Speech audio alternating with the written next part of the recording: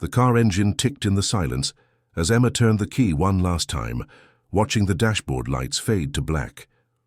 Through the rearview mirror, her 7-year-old son James stared at the ceiling with hollow eyes, while 5-year-old Lily clutched her father's old jacket. The parking lot stretched empty around them under distant street lamps. 3 months since David's funeral, 2 weeks since the eviction, 1 night since they'd run out of places to go. Emma's hands trembled on the steering wheel as the weight pressed down. She glanced at her children's faces and felt her heart shatter, knowing tomorrow would bring the same impossible choices. If you're watching this story unfold, please take a moment to subscribe to our channel. We're working toward 1,000 subscribers so we can continue bringing you powerful, emotional stories like Emma's. Your support means everything. Hit that subscribe button and join our community.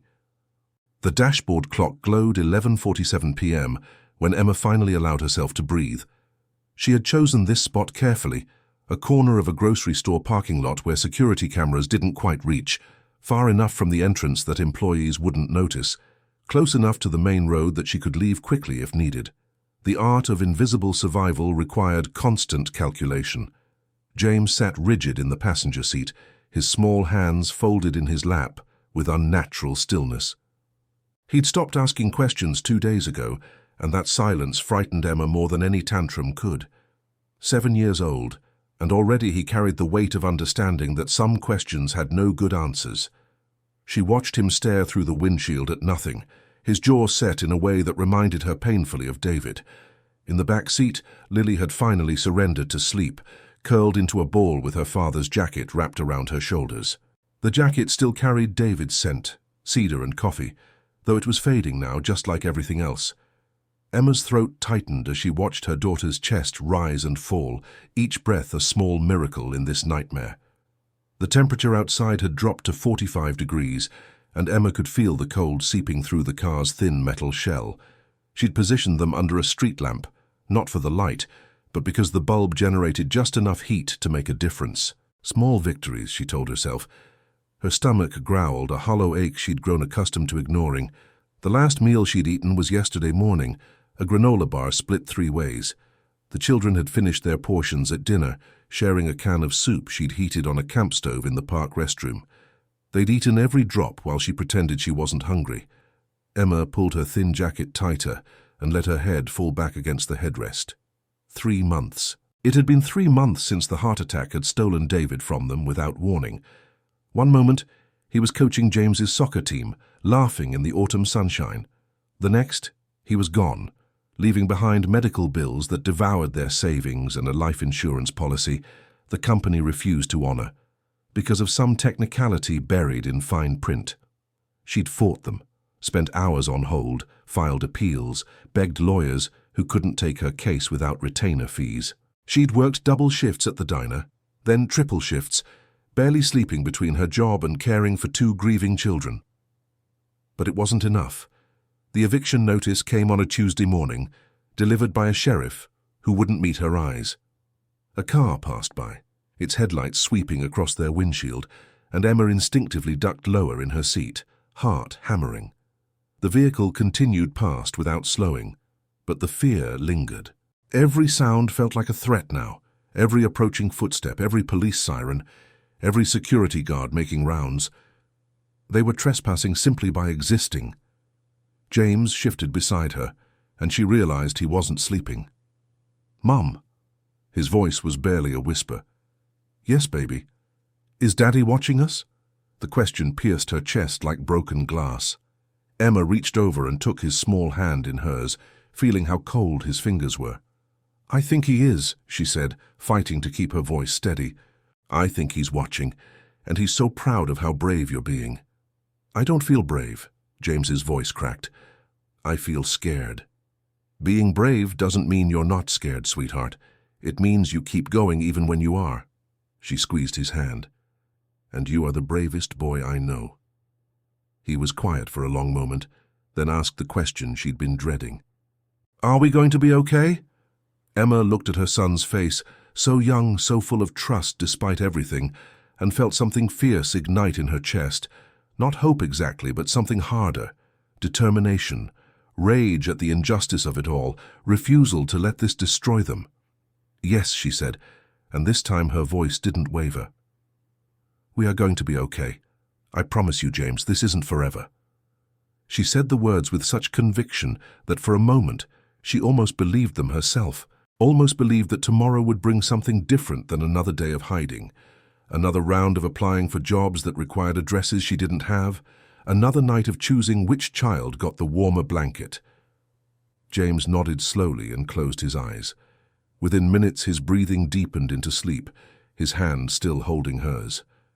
Emma sat in the darkness, listening to her children breathe, and made herself a silent vow. She didn't know how yet, didn't know when, but she would find a way out of this. She would give them safety again, stability again, a life where they didn't have to sleep in cars and pretend they weren't starving. Whatever it took, however long the fight, she would not let this be their story's ending. The parking lot remained empty and silent around them, the world continuing on as if they didn't exist. But Emma stayed awake, keeping watch over her children, guarding them against the cold and the dark and all the things that waited just beyond the fragile shell of metal and glass. She promised herself that this would not be their life forever. Emma's eyes snapped open to the sound of footsteps crunching across gravel. Her heart lurched into her throat as she jerked upright, disoriented in the pre-dawn darkness. The dashboard clock read 5:23 a.m. She'd fallen asleep despite her determination to stay vigilant, and now someone was approaching. The footsteps grew louder, deliberate and steady. Through the fogged windows, she could make out a dark silhouette moving between the parked cars, a flashlight beam cutting through the morning mist. Security guard. Her pulse hammered so hard she could hear it in her ears. Emma's mind raced through scenarios, each one worse than the last. Police called, questions asked, children taken by social services while she was deemed unfit. The system that was supposed to protect families tearing hers apart because she couldn't afford a roof over their heads. She'd heard the stories from other people living in cars, whispered warnings in shelter lines about what happened when you got caught. Beside her, James stirred, his eyes fluttering open. Emma pressed a finger to her lips, silencing him before he could speak. In the back seat, Lily remained mercifully asleep, her small body still curled beneath David's jacket. The flashlight beam swept closer, illuminating the interior of a sedan 3 spaces away. Emma's hand moved to the ignition key, still dangling where she'd left it. If she started the engine now, she'd draw immediate attention, but if she waited too long, they might be blocked in. Her breath came in shallow gasps as she calculated distances, exit routes, the likelihood of outrunning someone who could simply call ahead to every parking lot in the city. "Mom?" James whispered, his voice tight with fear. "It's okay," she mouthed, though nothing about this was okay. Her entire body trembled as the footsteps came closer still, now just 2 cars away. She could hear the guard's radio crackling with static, could see the outline of his uniform jacket. This was it. This was the moment everything fell apart. James suddenly unbuckled his seatbelt and leaned toward her, his small arms wrapping around her waist in a protective gesture that broke her heart.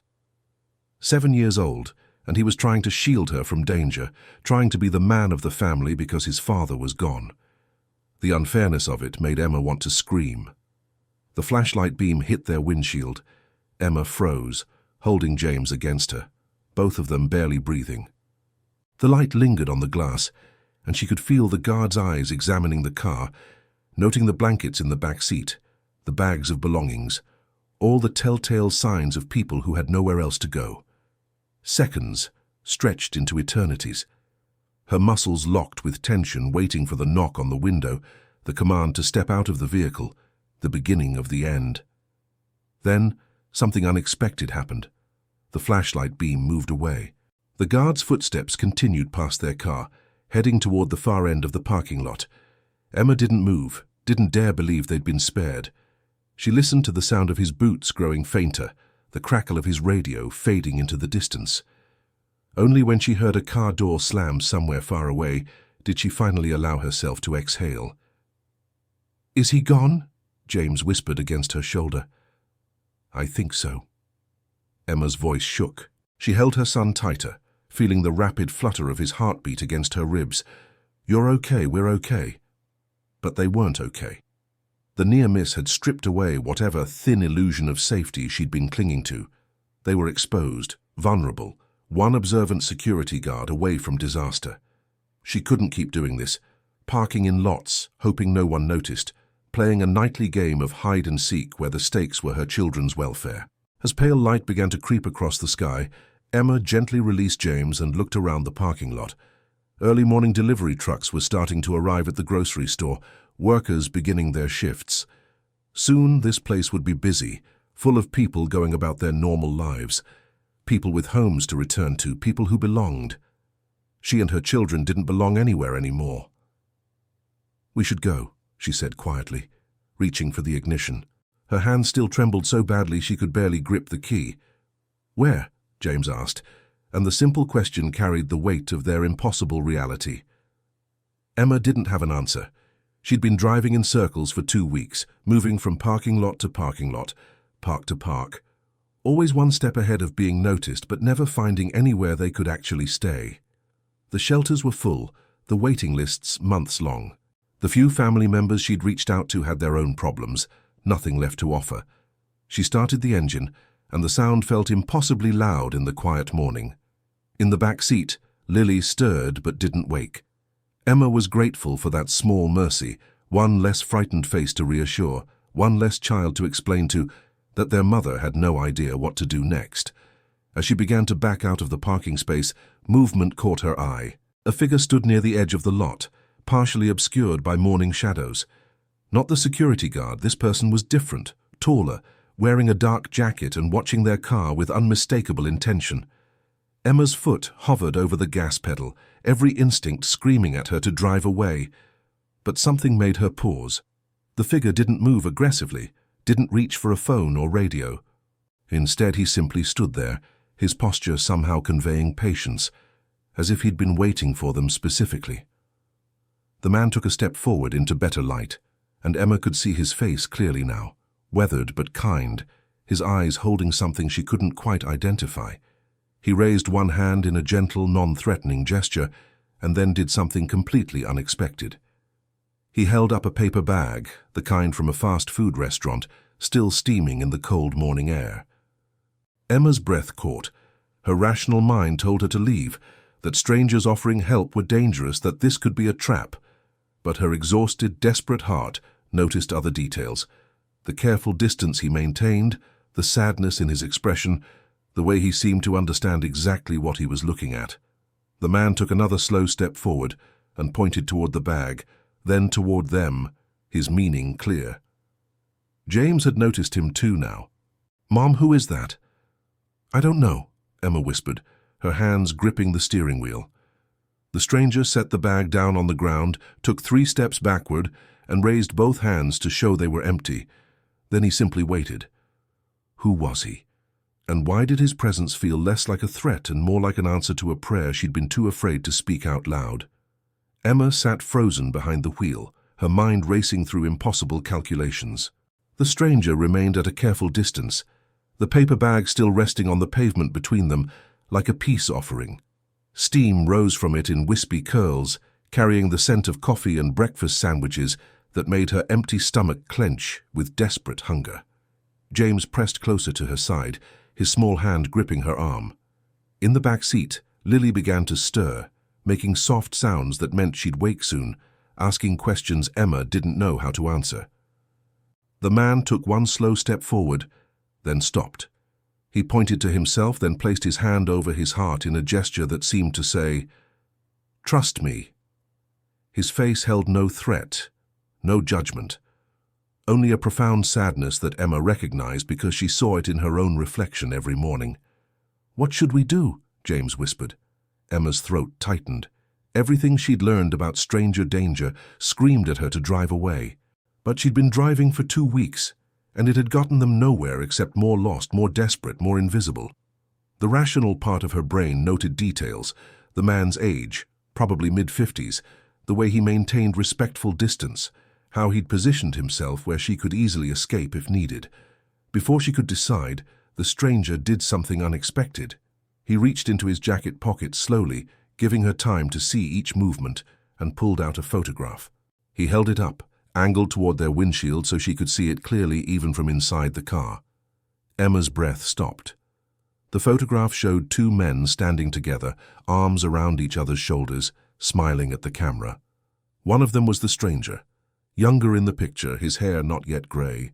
The other man wore a familiar soccer coaching jacket, his face bright with laughter that Emma would recognize anywhere, even after 3 months of trying to forget how much it hurt to remember.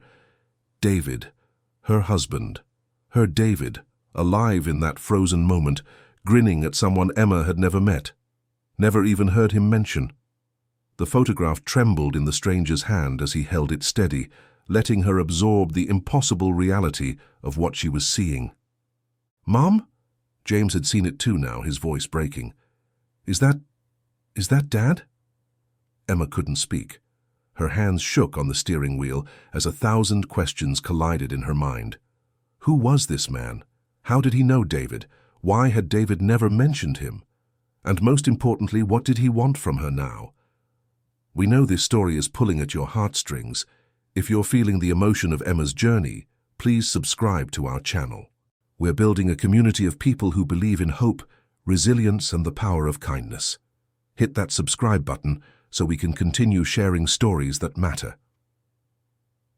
The stranger lowered the photograph and gestured toward the car, then to himself, making it clear he wanted to approach.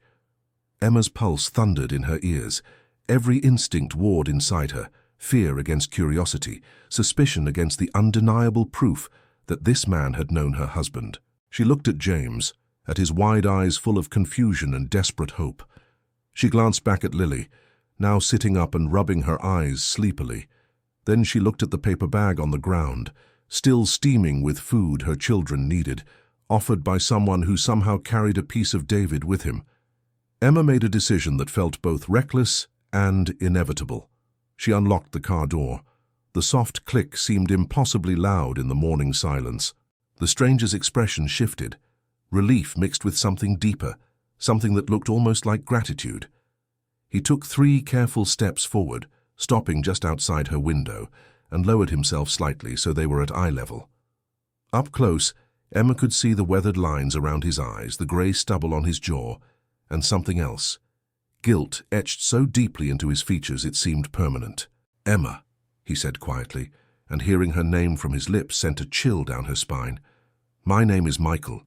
I was your husband's friend, a long time ago." "David never mentioned you." Her voice came out harsh, defensive. "I know." Michael's eyes dropped. He had good reason not to. The admission hung in the cold morning air. Emma felt James pressing against her, felt Lily climbing forward between the seats to see what was happening. She wanted to demand answers, to scream at this stranger for appearing from nowhere with his photograph and his secrets, but exhaustion and hunger had worn her defenses too thin. "What do you want?" she asked instead. Michael's jaw worked for a moment before he spoke. "I want to help you, you and your children. I want to give you what you need: food, a safe place to stay, time to get back on your feet." He paused, his voice roughening with emotion. "I owe David that much. I owe him so much more." "We don't need charity," Emma said automatically, even as her stomach twisted with hunger and James pressed closer, his eyes fixed on the paper bag. "It's not charity." Michael's gaze met hers directly, unflinching. "It's a debt. One I should have paid years ago when it might have made a difference, when he was still—" His voice broke and he looked away. "Please. Let me do this one thing right." Emma's hands trembled as she stared at this stranger, who wasn't quite a stranger, who carried pieces of her husband's past she'd never known existed. The rational part of her brain catalogued risks, dangers, all the ways this could go wrong. But another part, the part that had been breaking a little more each day watching her children go hungry, that part whispered that maybe, impossibly, this was the answer she'd been praying for. "How did you find us?" she asked, her voice barely above a whisper. Michael's expression grew more pained.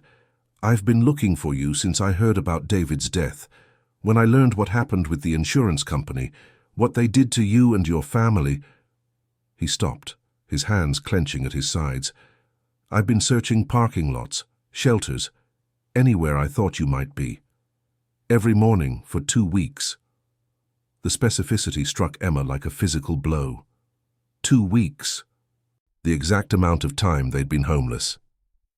"Why?" The question came out as a sob. "Why do you care?" Michael looked at her with eyes that held oceans of regret. "Because 15 years ago, David saved my life, and I ruined his."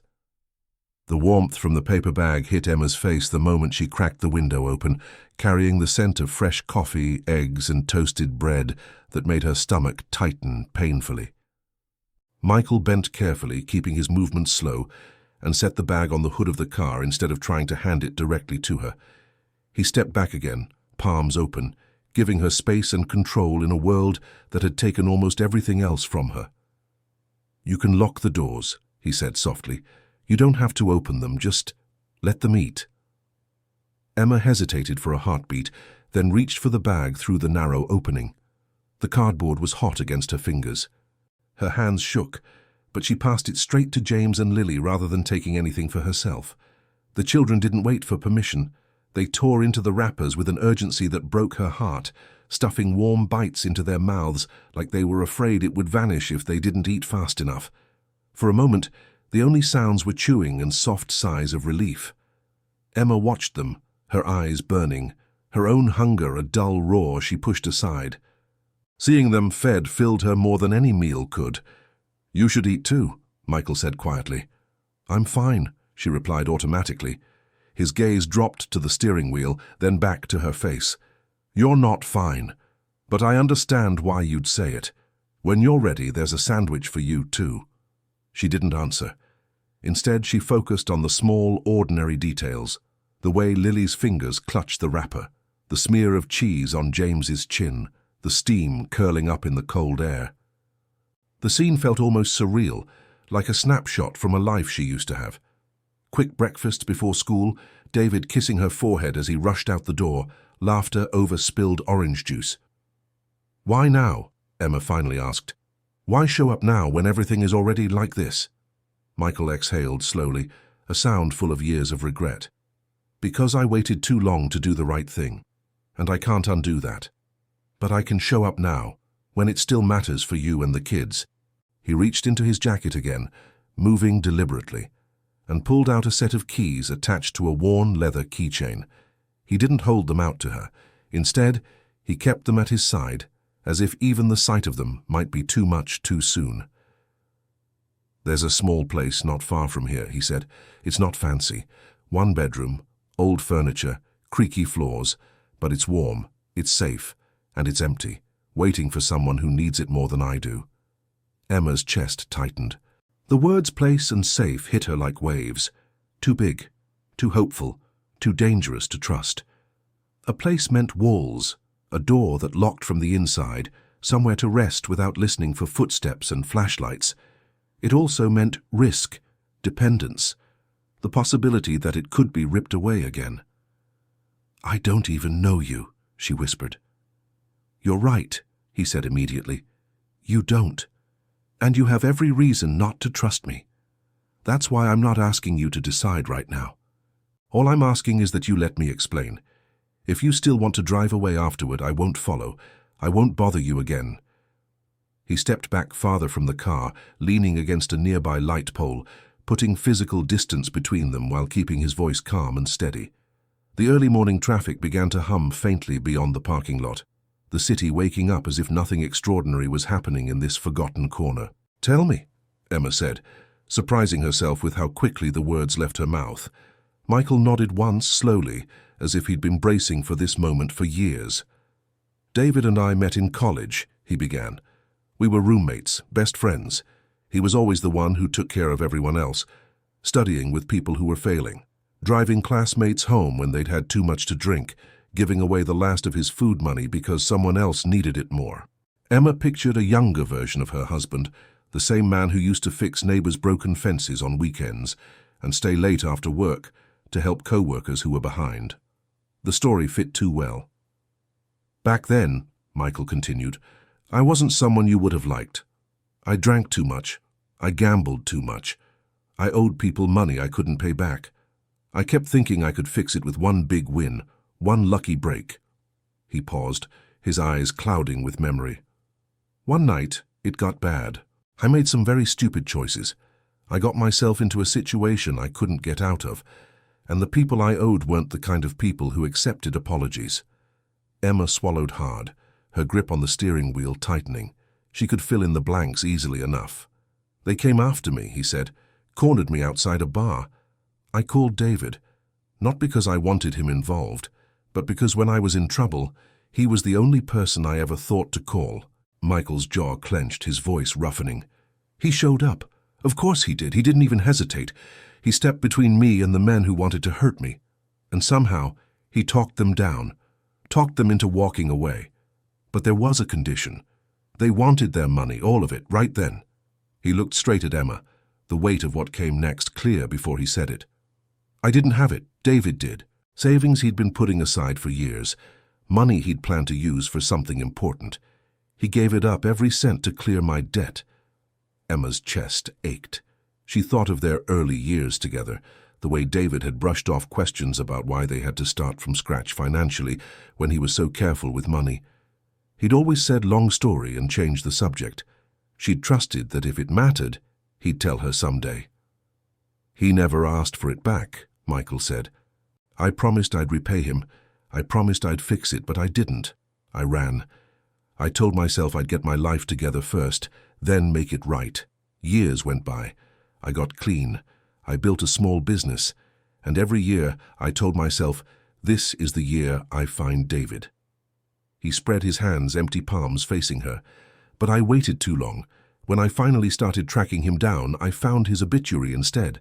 The city slipped past in muted colors as Emma followed Michael's car through quiet morning streets. Her fingers locked around the steering wheel until her knuckles turned pale. The children had fallen silent, the last crumbs of breakfast forgotten in their laps.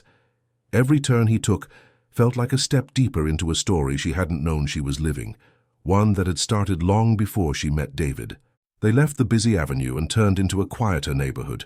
Modest houses, small front yards, trees that had lost most of their leaves. The kind of place where people waved to their neighbors and kids rode bikes after school, not the kind of place where a woman slept in her car with her children. The contrast made something twist inside her. Michael's car signaled and pulled up in front of a small, pale blue house at the end of a short street. The siding was weathered, the porch railings worn, but the windows were intact and the roof looked solid. A narrow strip of lawn stretched from the front steps to the sidewalk, edged by a crooked little tree that had somehow survived years of storms. Emma parked at the curb, leaving enough distance to escape if she needed to. The engine ticked as it cooled, the sound too loud in the quiet street. She turned to the back seat. "Stay here for a minute," she told James and Lily. "Doors locked." "Okay." James nodded, his expression serious, already understanding more than a 7-year-old should. Lily hugged the jacket closer and watched her with wide, sleepy eyes. Emma stepped out of the car, the cold air biting at her cheeks. Michael waited near the front gate, hands in his pockets, gaze lowered as if he was afraid to look at her reaction too soon.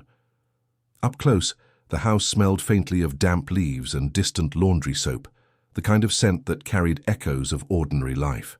"This was my mother's place," he said quietly. "She passed away a few years ago. I couldn't bring myself to sell it. I kept telling myself I'd figure out what to do with it, but I never did. It just sat here, waiting." "For us?" Emma asked, skepticism and something like hope tangled together. "For something that mattered," he answered. "For someone who needed it more than I needed the money." He opened the front gate, its hinges squeaking softly, and stepped aside so she could pass first. It was a small courtesy, but it mattered. It allowed her to choose, step forward or turn back to the car. Emma crossed the path. The front door stuck for a moment when Michael pushed it open, then gave way with a soft groan. Warm air drifted out, faintly dusty but not cold. The lights were already on inside, casting a gentle glow across the entryway. Someone had cleaned recently. Someone had prepared this place. The living room was simple but welcoming. A worn but clean sofa, A coffee table with faint rings from old mugs, a faded rug that had probably seen decades of footsteps. A small bookshelf stood against one wall, filled with mismatched paperbacks. The floor creaked with each step, the sound oddly comforting, proof of something solid beneath her feet. Emma's throat tightened. "There are clean sheets on the bed," Michael said, his voice low. "Towels in the bathroom. The fridge is stocked. Not with anything fancy, but enough for a while. There's a small desk in the bedroom if you need a quiet place to figure things out." She walked slowly through the room, fingertips brushing lightly over surfaces, as if touching them would make them real. In the tiny kitchen, she opened the refrigerator door and saw milk, eggs, fruit, deli meat, cheese, containers of soup, and neatly labeled leftovers. In the pantry, cans and dry goods were stacked in careful rows. This was not a quick gesture of charity. This was preparation, intention. "How long have you had this ready?" she asked, not turning around. "Since the week after I found out," he answered. "When I learned what happened to David, I didn't sleep much. I drove here in the middle of the night and started cleaning. I told myself if I ever found you, if I ever got the chance, I wouldn't be empty-handed." In the hallway, a small door revealed a bathroom with a real bathtub, folded towels stacked on a shelf, and a simple shower curtain with a faded floral print. At the end of the hall, the bedroom door stood half open. Emma pushed it gently and stepped inside. The room was small but warm, one bed with a plain comforter, 2 pillows, a dresser, and the promised desk beneath a window that looked out toward the street. On the dresser sat a picture frame turned face down, its back covered in dust with a fresh fingerprint. Someone had touched it recently, then changed their mind about displaying whatever was inside. Emma stared at it for a moment, then looked back at Michael, who now stood hesitantly in the doorway. "What are you not telling me?" she asked. He flinched almost imperceptibly, then nodded as if he'd been waiting for the question. "There's more," he said. "About David. About why he never mentioned me. About why this debt isn't just about money." Her chest tightened. "I already figured it wasn't just money." Michael stepped into the room, slow and careful, and picked up the frame. He turned it over, studying the photo for a moment with an expression so raw it made Emma look away. When he finally held it out to her, she accepted it with shaking hands. 3 people smiled out from behind the glass. A much younger Michael. A younger David, his arm slung casually around both of them. And between them, laughing with her head thrown back, hair whipping in the wind, was a woman Emma did not recognize, and yet, heartbreakingly, did. Because the woman in the picture was her. Not exactly the way she remembered herself back then. This version was a little thinner, a little more carefree, but it was undeniably her. Emma, years younger, standing between her future husband and a stranger she had no memory of ever meeting.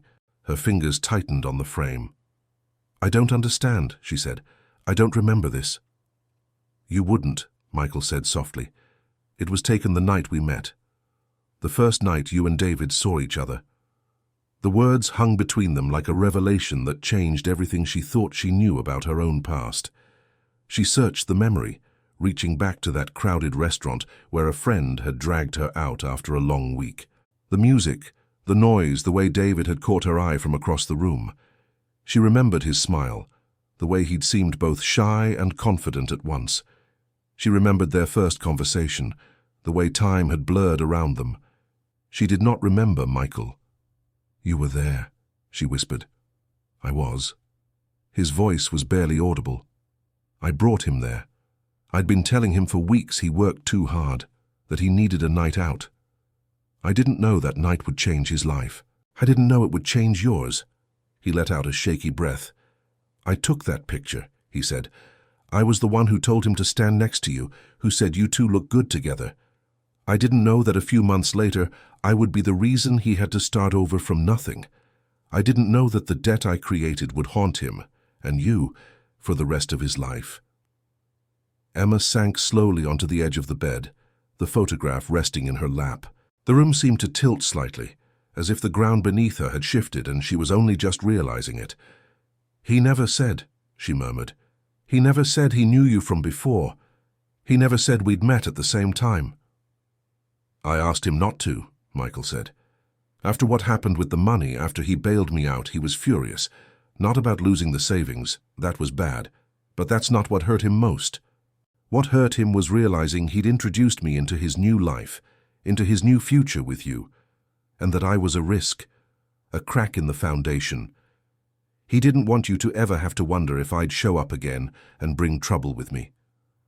Emma closed her eyes, remembering David's protectiveness, his carefulness with the people he let close. Suddenly, small details from over the years rearranged themselves into a pattern she hadn't seen before.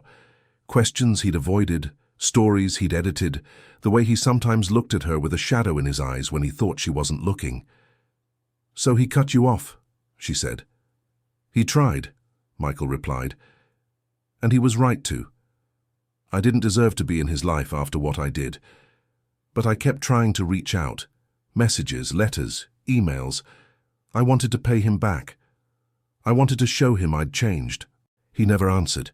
Anger rose in Emma's chest, not at David but at the unfairness of it all, at the years she and her husband had scraped and struggled without knowing that somewhere out there, a man with a key to a house and a healed life had been trying too late to make things right.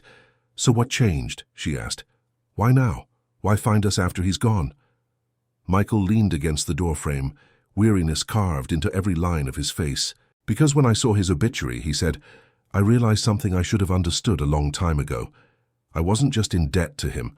I was in debt to the life he built with you, to the nights you stayed up doing bills because the money he'd saved was gone, to the extra shifts he worked because he'd given me his future, to every sacrifice you made together because I'd taken away the cushion that was supposed to protect you." His voice shook. "When I read about the medical bills," he continued, "and then about what the insurance company did, how they refused to pay on a technicality, how everything collapsed so fast, I knew, if I had paid David back when I should have, you might have had enough to weather that storm.